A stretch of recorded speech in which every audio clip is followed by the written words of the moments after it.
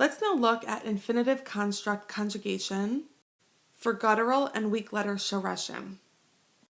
We mentioned before, specifically when we were talking about tach genuva, that the gutturals ayin, che, and he like what vowel to come right before it.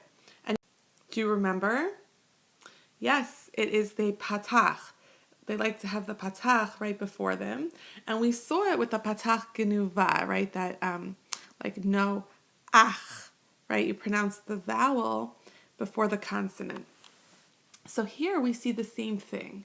Let's take a shoresh like shama, okay? And I'm going to add a kelev prefix before it. So I have lishmo, just like lichtov. But can I leave it like that? No, my guttural is going to want to have the patach genuva. Lishmo ah. Similarly, it's going to be lif to ach. Lifto ach for the chet, right? So here we have a chet as the last letter of the shoresh. We see in the list that we're going to grow that a guttural in the last letter of the shoresh will cause a patach genuva. Here I have my patach genuva guy, and I have lishmo ah, lifto ach, lishlo ach. Okay. Similar to what we just described, what happens if I have a shoresh with an ayin, a chet, or a he as the first letter of the shoresh? So here I have a kelev prefix, right, before my shoresh, and I have an ayin, chet, or he, right? I have an ayin and a he. Usually I have the formula of like lichtov, okay?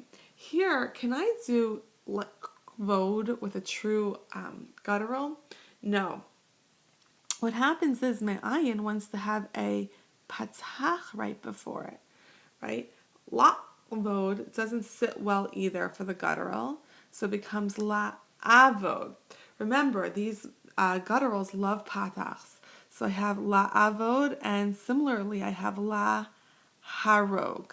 Okay, so I have my patach and my chataf patach, and my cholam actually is just from my original word, la lichtov. Here's the chart that we're growing. So we had mentioned about the guttural in the last letter of the shoresh is going to get the patach genuva. Now we're going to talk about a guttural in the first letter of the shoresh. Similar to C, where it gets a patach at the end, these guys get the patach at the beginning. La avod, la amod, la hafoch. Okay, and we're dealing with ayin, chet, or he as the first letter of the shoresh.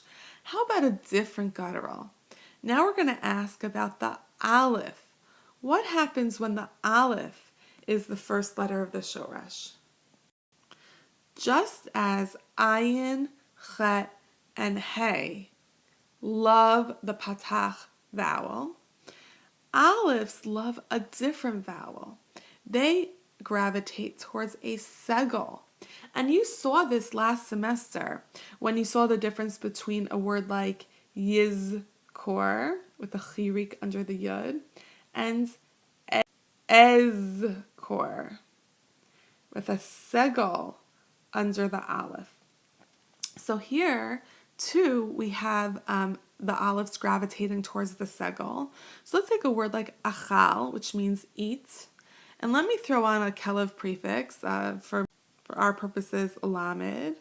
Okay, so here I'm going to have the aleph loves right before it. It's going to love a segel. And just like we had with the ayin, chet, or he, I'm going to get a chataf segel next. So it becomes le'eh chol, and I have the cholam, just like I had for the ayin, chet, and he situation, just as a remnant of like lizkor, right? Lizkor. Okay, so le'echol. Here's the chart that we're growing. We mentioned already the patach genuva.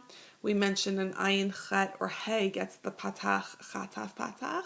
And now we're going to talk about these alephs at the beginning of a shoresh, and you'll see that they get those segel, chataf segel, le'eh Tov, because we mentioned that those alepphs really gravitate towards those segels.